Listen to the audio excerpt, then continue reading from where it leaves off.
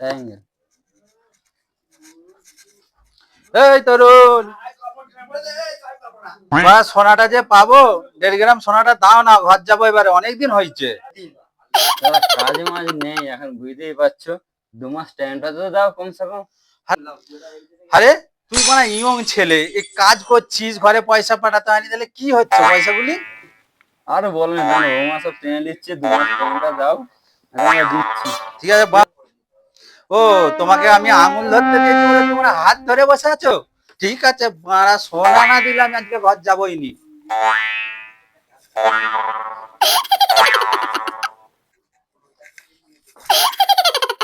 এলে বাড়া 500 টাকা নিয়ে যা, একটা 90 আর তুই চাংনা নিয়ে আসবি যা। তোর মারা বুড়ো সুদি, এনে ধর তুই খা, তোমার কাজ ফাজ নেই, এনে খা, ধর। আরে বাড়া, তুই কি আমাকে মদ খাইয়ে 1.5 গ্রাম সোনাটা শোধ করতে চাচ্ছিস নাকি রে? তাই তো চাইছি, যাতে শোধ হয়ে যায়।